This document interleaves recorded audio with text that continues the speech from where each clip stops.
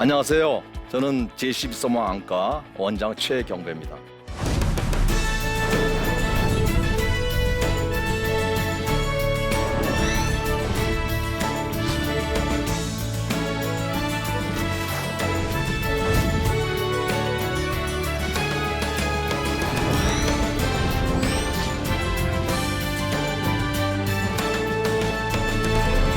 저는 1999년 캄보디아 해외 의료 선교를 시작으로 필리핀, 베트남, 몽고 그리고 아프리카까지 다양하게 해외 19개국 한 80여 차례에 걸쳐서 의료 선교를 했습니다.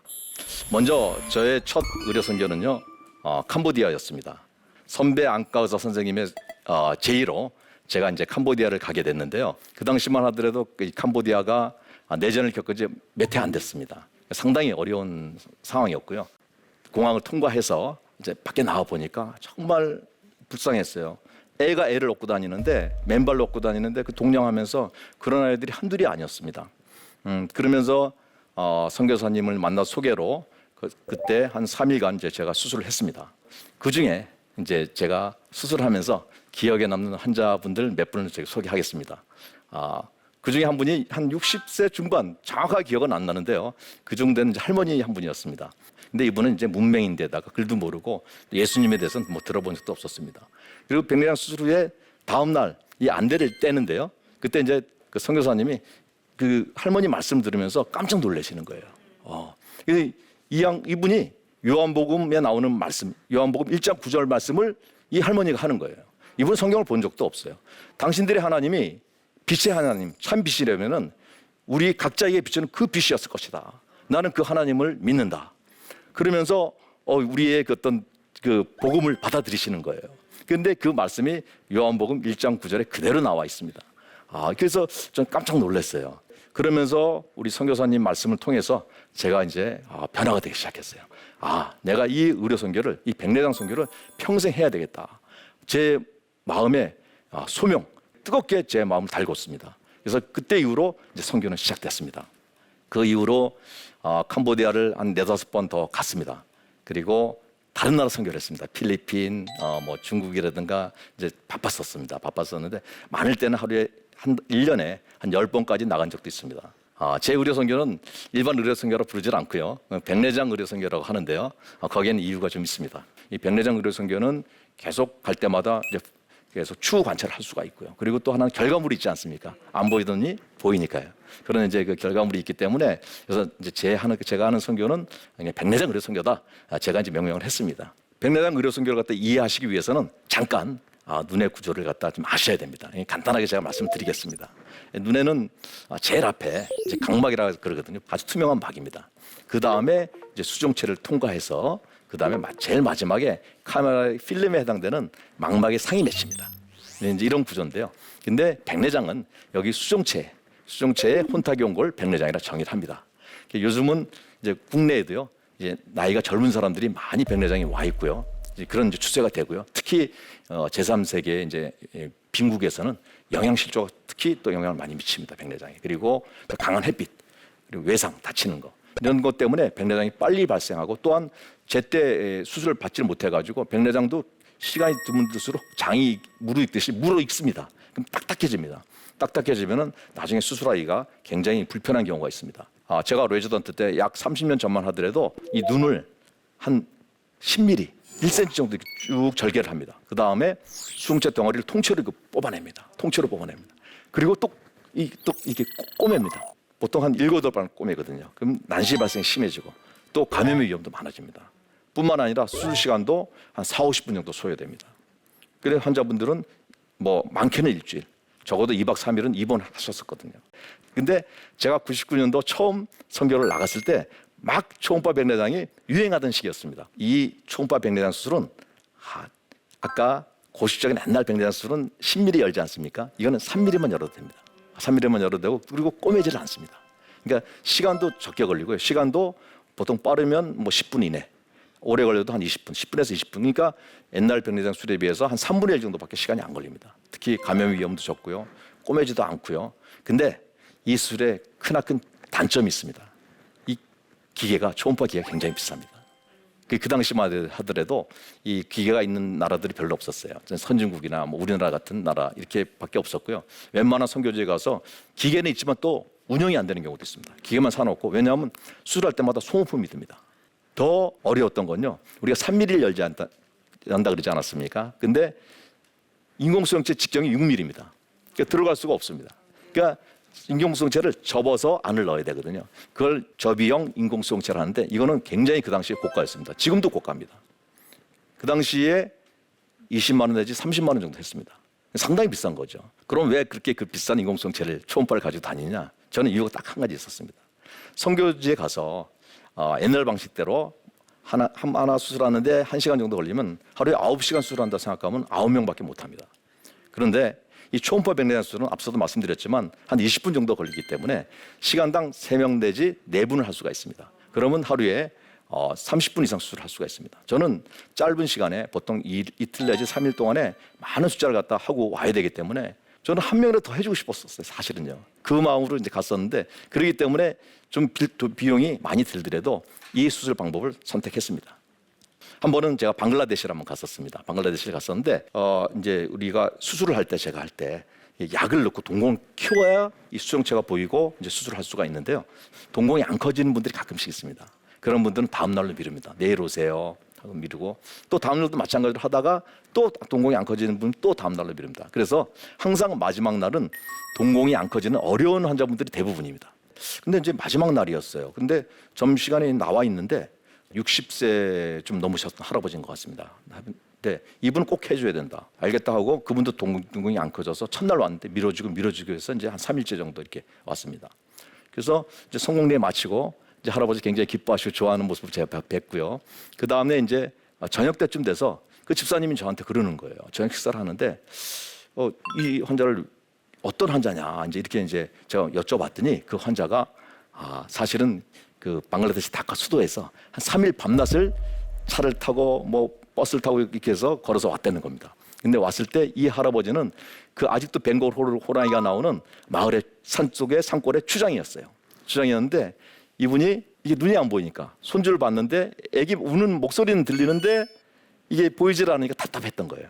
근데 우리나라에서 파송된 선교사님 한 분이 여자 선교사님이었어요. 얼마나 담대한죠? 그 선교사님이 예수 믿으세요. 그랬더니 그 추장께서 하신 말씀이, 내 눈만 고쳐주면 나는 나뿐만 아니라 우리 모든 부족이 믿을 거다. 그랬더니 우리 선교사님이 하신 말씀이, 내가 믿는 하나님, 우리의 하나님은 치료의 하나님이다. 꼭 보실 수 있을 것입니다. 하고 3년을 기도를 했답니다. 그래서 이제 제가 온다는 소식을 듣고 이제 너무 기뻐서 오셨습니다. 오셔가지고 이제 수술 마쳤는데요. 그러면서 제가 출국하는 비행기 안에서 하나님의 음성이 들렸습니다. 필링 보이스가 들렸는데요. 너 요번에 64명의 환자를 수술했는데 63명이 예를 들어서 나음을 입었지만은, 그렇지만은 내가 너를 보낸 거는 그 추장의 기도, 그 선교사님의 기도를 응답하기 위해서 내가 너를 보냈다. 이게 딱 가슴에 맺히더라고요. 그러면서 누가복음 4장 27절 말씀을 하나님께서 주시는 거예요. 또 선지자 엘리사 때 이스라엘에 많은 나병 환자가, 한센병 환자가 있었지만은 그 중에 한 사람도 깨끗함을 받지 못했습니다. 이스라엘에서는. 그렇지만 오직 여러분 아시다시피 수리아 사람 나아만 장군만이 나음을 입었더라. 이런 말씀이 기억나게 하시더라고요. 그러면서 정말로 그 선교사님의 그 기도의 응답을 시키기 위해서 저를 보내신 하나님을 생각하니까 너무 뭉클하고 있을 수 없는 감동이 있었습니다. 의료 선교는 이 갈 때마다 수술하면서 그들이 이제 예수를 영접하고 또 간증을 하는 모습 보면 상당히 저도 뿌듯합니다.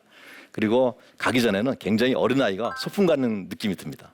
그래서 설레기도 하고요. 그러나 막상 수술을 해야 된다는 그런 부담감이 굉장히 정신적으로 압박감이 듭니다.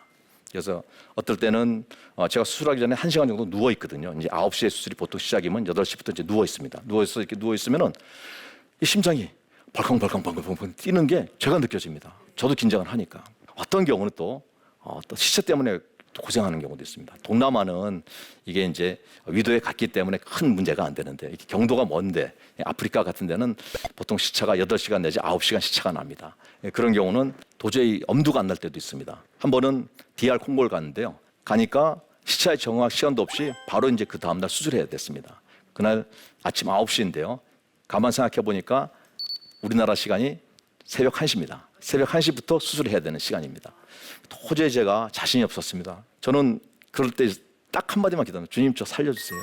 저 살려주세요 하고 기도합니다. 그랬더니 한참 기도하고 있는데 이제 제가 그런 답답한 심정을 주위에 있는 이제 장로님들한테 말씀드렸더니 어떤 장로님 한 분이 저에게 내가 수면제를 가져왔어. 수면제 한번 들고 한번 해봐. 이걸 수면제를 먹고 해야 되나 말아야 되나 수술을. 그래서 그래도 자신은 없더라고요. 그래서 수면제를 먹고 이제 나니까 한 3-4시간 푹 자게 되더라고요. 그래서 새벽 1시부터 이제 제가 수술했던 기억이 납니다. 왜 그러냐면은 선교지에서는요 상당히 초집중력을 필요로 합니다. 말씀드렸다시피 굉장히 딱딱하고 힘들고 합병증이 많은 백내장들이 많습니다. 그나마 저는 3-4시간 잠이라도 잤죠. 제가 9시에 수술하면 저희 선교팀들은 밤에 잠도 못 잡니다. 왜냐하면 그 세팅을 해야 되거든요. 짐을 풀러야죠. 짐을 다 소독해야죠. 그리고 암만 제3세계의 좋은 큰 병원 수술방이라도 그렇게 우리나라처럼 깨끗하지 못합니다. 청소 다 하고요. 그리고 문에 그 틈이 있으면 틈 다 막 메꿉니다. 그리고 팔이 끈끈이 있죠. 끈끈이. 이런 것도 이렇게 붙여서 파리들이 혹시나 날아다녀서 오염을 시킬까 봐 그런 것도 붙여놓고요. 그렇게 해서 수술 준비하는 데만 한 5-6시간 걸리는데요.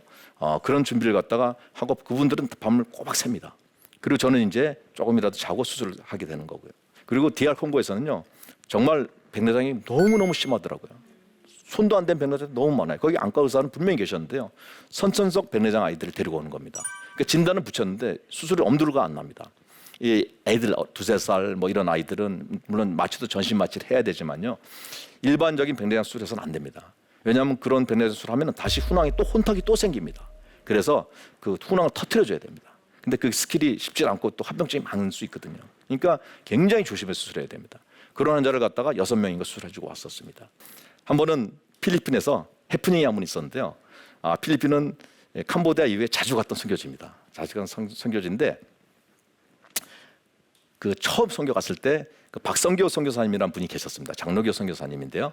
그 사모님은 이제 부인은 필리핀 분이시고 그냥 일반 의사였습니다. 두 분이서 이제 의료 선교를 많이 하셨습니다. 근데 한 번 첫날 수술하고 그 박성교 선교사님이 좀 보자 그러시더라고요. 갔더니 500페소짜리 지폐를 갖다 보여주시더라고요. 그 구지폐입니다. 거기에 6.25 전쟁, 한국 전쟁에 대해서 자세히 나와 있습니다.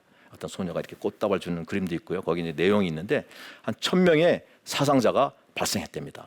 한국전에 와서. 그리고 그 당시만 하더라도 우리나라의 외국인 노동자들 임금 체불하고 때리고 뭐 이랬던 구타 사건들이 많았었습니다. 굳이 필리핀뿐만 아니라 이 동남아에 있는 게 외국인 노동자들한테 굉장히 어떻게 불법으로 푸대접을 갖다 많이 했던 시대입니다. 그러면서 좀 박성교 선교사님이 화가 좀 나셨어요. 저한테 이렇게 도와준 나라인데 이렇게 할 수 있느냐 그러시면서 마지막 6.25 전쟁 때 한국 전쟁 때 16개국이 참전국이 있었는데 그 중에서 마지막 5개 남은 국가 중에 하나고 우리나라 장충체육관까지 지어주지 않았냐. 그 당시 필리핀 잘 살 때였었거든요. 저희 6.25 때. 그러면서 이러지 마라. 그래서 제가 할 말이 없더라고요. 내가 1,000명의 사상자를 생명으로 제가 대신할 수는 없습니다. 그러지만은 분명히 말씀드릴 수 있는 건 눈으로 대신하겠습니다. 제가 얼마가 걸렸던 천안의 눈을 수술하겠습니다. 그래서 저는 이 프로젝트를 은혜에 보은하는 까치 있지 않습니까? 그런 까치 프로젝트라고 명명했습니다. 그 후로 지금까지 한 10차례 가까이 들어갔는데요.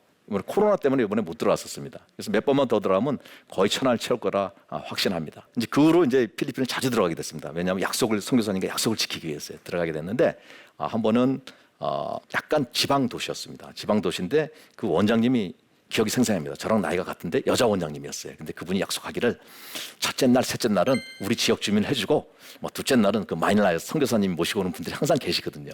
그분들 해주기로 약속했거든요. 그리고 했는데 첫날 수술이 딱 끝났습니다. 둘째 날 안대를 풀러보니까 뭐 너무 좋아하시는 거예요, 다들. 그래서 제가 둘째 날 아침에 수술을 하고 있는데 스톱된 겁니다. 근데 보통 수술은 스톱 안 시키거든요. 계속 이제 해야 또 되는 거거든요. 연속성이 있거든요. 점심시간만 잠깐 한 30-40분 쉬고 금방 또 수술하거든요. 근데 하루에 한 9시간 내지 10시간 제가 수술합니다. 하는데 혹시나 소독기가 고장났나 해서 이제 나가봤더니 그 단장님이 저를 부르시는 거예요. 이제 세계신화 예방단 단장 장로님이 저를 부르시더니 사실은 이 병원에 그 병원장님이 못하겠다. 그 마닐라 사람들 하지 말고 우리 주민들 더 해줘라. 우리 주민 30명을 더 해주고 그 다음에 마닐라 사람 해라. 제가 아찔한 겁니다. 그래서 어떡합니까? 도저히 뭐 타협도 안 되고 양보도 안 되는데요. 그래서 그때 그 동네 그 주민들 30명을 해주고 마닐라에서 오신 20몇 명을 해서 그때 제가 신기록을 세웠습니다. 새벽 1시까지 수술했는데요. 52명을 수술했습니다. 근데 제가 어디 가서 이 말씀드리면 정말 당신 백내장 수술한 거 맞어? 이렇게 말씀하시는 분도 계세요. 백내장 수술을 52개 한 기억이 나고요. 그리고 이런 수술을 통해서 사람이 변화가 되고 또 가정이 변화가 되고 또 지역 주민이 변화된 걸 제가 봤습니다. 필리핀의 한 가족의 삶인데요. 40대 가까이 된 엄마예요. 근데 그분은 거의 나면서부터는 아니지만 맹인이었어요. 거의 이제 우리가 안전수동이라 그러는데 이 정도밖에 못 느낀 사람이었어요. 근데 또 아기를 낳았는데 아기도 또 똑같이 유전으로 또 백내장이 왔어. 그래서 남편은 이제 그냥 무의도식하시는 그런 어떤 거린 집안이었었어요. 근데 이제 그분을 이제 정말 수술하기 어려웠습니다. 딱딱해서요. 해서 성공에 끝나고 저도 궁금할 거 아닙니까? 다음날 시력을 보니까 0.34가 나오는 거예요. 반대쪽도 그날 했고요. 다음날 했고 다 양쪽 눈 뜨고 보니까 0.56이 나오는 거예요. 그러면서 이 여자분이 너무 기뻐하는 거예요. 이때까지는 동양에 살았는데 이제는 내가 일을 할 수가 있게 됐다. 이 필리핀에서는 아떼라 그래가지고요. 이 가사 도우미를 아떼라 그러거든요. 이거 하면 먹고는 살거든요. 그래서 이렇게 됐다면서 너무 기뻐하더라고요. 정말 이 수술을 통해서 그리고 또 그 아이 선천적 백내장 아이도 제가 또 수술했습니다. 그 병원에서 전신 마취를 걸어줘가지고 수술했는데요. 이렇게 이제 가정을 살리고 이제 사회를 살리는 게 저는 이 백내장 의료선교의 참 기쁜 어떤 뜻깊은 것이라 생각합니다. 우리가 개인, 사회, 어떤 지역사회 뭐 이렇게 일 때마다 우리가 이런 일만 좋은 일만 있는 건 아니에요. 어려운 일도 있습니다. 이 선교의 어려움을 말씀드리면요, 말이 안 통하니까 첫째 정말 미세한 것들은 전달하기가 상당히 어렵습니다. 수술방도 다시 세팅해야 되고요. 또 기구도 잘 돌아가는지, 심지어는 기구가 안 돌아가는 경우도 있어요. 현미경이 안 켜지는, 켰는데 불이 안 들어와요. 우리는 현미경 없으면 수술 못 하거든요. 그러면 또 어떻게 해서 또 전선을 사가지고 이어가지고 억지로 이어서 하기도 하고요. 정말로 다양한 경험들이 많습니다. 근데 그런 와중에 이 선교지에 가면은 정전이 잘 됩니다. 정전이 잘 돼가지고 저도 깜짝 놀랍니다. 하다가 불이 탁 꺼지면은 일단은 방불도 꺼지고요, 현미경 불 꺼지죠. 그리고 기계도 작동을 안 합니다. 아찔하거든요. 방글라데시에서 한번 그런 일이 있었습니다. 그러더니 저한테 마음속에 하나님께서 그런 말씀하시더라고요. 다음부터는 너 무정전 전압 장치를 가지고 다녀라. UPS라 그러죠. 그럼 그거 이제 정전이 딱 되지 않습니까? 한 5분은 버팁니다. 5분 버티니까 5분에 다 마무리해야 돼요. 그렇게 해서 이제 그런 아이디어도 주셨고요. 하여튼 그런 어려운 가운데서도 하나님께서 음성을 들려주시고 깨달음을 주시고 하셔서 이 일을 또 포기할까 하고 포기할까 하다고 계속 이게 연속되고 진행되고 있는 상황이었습니다. 여러분, 우리가 이 코로나19 이후에 세계는 많이 변화될 거고요. 그리고 지금 현재 여러분 아시다시피 이 개인주의가 만연하고 있습니다. 또 국가는 국가대로 국경을 봉쇄해가지고요. 특히 우크라이나 사태, 이 러시아 침공 사태 이후에 더욱더 그런 것 같아요. 국가 이기주의로 가는 것 같아요. 그래서 또 우리 또 크리스천들도 마찬가지예요. 지난 한 2년여 동안에 집에서 비대면 예배 드리셨죠? 그죠? 그러니까 거기 익숙해지는 거예요. 신앙생활도 나태해지고 또 관성이 붙었습니다. 그래서 오히려 그냥 집에서 그냥 혼자서 예배 드리는 게 더 편하고요. 그죠? 그리고 각자 신앙이 자기 도생, 각자 도생의 신앙으로 바뀌어졌습니다. 그러나 이제 코로나가 풀리게 되고 이제 포스트 코로나 시대 때 우리는 선교지 미션 필드에서 새로운 마음으로 임해야 될 것 같습니다. 이제는 협업이 필요합니다. 코로나 시대 이후는 개인이나 개교회에서 이렇게 하는 이제 선교는 지양해야 될 것 같습니다. 우리 100여 년 전에 서방에서 선교사님들 많이 들어왔죠. 그래서 그 선교사님들은 지혜롭게 하셨어요. 그 당시에 이제 100여 년 전이니까 중부조선이라 그랬죠. 중부조선에서는 이제 미 감리교가 들어왔고요. 그리고 호남에서는 뭐 호주의 장로교, 뭐 또 북쪽에서는 또 미 장로교, 또 함경도 쪽은 캐나다 선교사님이 주로 이제 하셨습니다. 이렇게 지역을 분할했고요. 물론 이제 대도시는 서로 같이 협업을 했지만요. 이렇게 지역을 분할해서 하니까 서로 경쟁이 없었어요. 우리도 이제 앞으로 나가면은 지역을 갖다 해서 한 지역에서 다 같이 의료 선교를 하고 다 같이 이렇게 하는 것이 아니고 어떤 교단은 의료 선교, 어떤 교단은 신학교를 짓고, 어떤 교단은 학교를 짓고, 어떤 교단은 비즈니스를 갖다 강화시키고 이렇게 나눠서 해야 될 때가 왔다고 저는 생각합니다. 우리가 예수님, 사랑하는 예수님, 정말 그분은 하나님이시고 하나님의 아들 아니십니까? 그분도 12제자들과 함께 일을 하셨습니다. 그분은 하나님이시기 때문에 전지전능 무소부재하시기 때문에 혼자서 하셔도 충분히 됐다고 저는 생각합니다. 근데 왜 12제자와 함께 하셨겠습니까? 거기에는 분명히 이유가 있습니다. 하나님은 하나님의 사람들과 같이 일하시길 원하십니다. 우리도 마찬가지입니다. 다음 강의에서는 그분들과 함께 어떻게 하나님의 사람들과 같이 일을 해야 되는지 협업에 대해서 말씀드리도록 하겠습니다. 네, 혹시 질문 있으십니까? 예. 국내에서 진행하신 의료 선교 중에서 가장 기억에 남는 선교가 있으시다면 어떤 게 있을까요? 예, 국내에서도 많이 했습니다. 최근에는 울진, 불난, 산불 심하게 난 곳 있지 않습니까? 그 코로나 전에는 거기 또 태풍이 불었었습니다. 태풍이 불어가지고 그 태풍 때 이제 그 이재민 그 주민들을 도우러 제가 진료를 간 적이 있었고요. 그리고 그 울진 의료원과 협약을 맺은 적도 있습니다. 최근에는 작년 초였습니다. 작년 3월 달인가요? 많은 배식 봉사하는 데 있지 않습니까? 거의 다 문을 닫았었습니다. 코로나로 인해 가지고. 그분들이 갈 데가 없었습니다. 물론 몇 군데 하는 데는 있긴 있었지만은 대부분의 곳은 이제 문을 닫아 가지고 그분들이 식사를 할 곳이 도저히 없는 것이었어요. 노숙자분들이.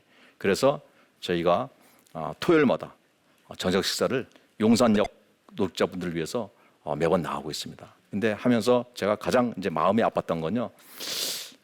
한 90인분을 준비했었습니다. 이제 요새는 이 밥이나 국을 갖다 떠서 배식을 못 하고요. 막 도시락을 갖다 이제 만들어서 이제 가져가는데요.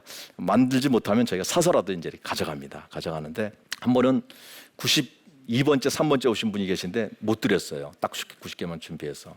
그래서 이제 그분이 그때 추운 겨울이었습니다. 작년 12월 정도 됐었는데 굉장히 아쉬워하시더라고요. 그때 딴 데 배식하는 데는 없었고요. 우리나라에. 서울에서 그렇게 많지 않았었습니다. 근데 그때 제가 어디서 오셨냐고 여쭤봤습니다. 여쭤봤더니 청량리에서 몇 번 갈아타고 오셨다고 그러더라고요. 그 말씀을 듣는데 정말 마음이 너무너무 아프더라고요. 그 한 끼 식사를 위해서. 왜냐하면 다음날 주일이기 때문에 더 하는 데는 더 없거든요. 그렇기 때문에 그 한 끼 식사를 해서 왔는데 정말 그냥 헛걸음하고 가시는 모습, 뒷모습을 보니까 너무너무 가슴이 미어졌습니다. 그래서 그다음부터는 아예 100개를 준비했고요. 또 빵을 또 준비했습니다. 혹시라도 이 100개가 다 나간 다음에 또 오신 분이 계실까 해서 빵도 준비하고 이렇게 해서 이제는 주로 남는 경우가 많고요. 여유 있게. 그래서 남으면 또 그분들 다시 또 줄을 또 쓰십니다. 그럼 또 이제 저희가 또 배식하고 이렇게 하고 있습니다. 그래서 국내든 국외든 주님께서 시키신 일이라면 언제든지 해야 되는 것이 제 생각이 됩니다. 네, 이것으로 마치도록 하겠습니다. 끝까지 경청해 주셔서 감사합니다.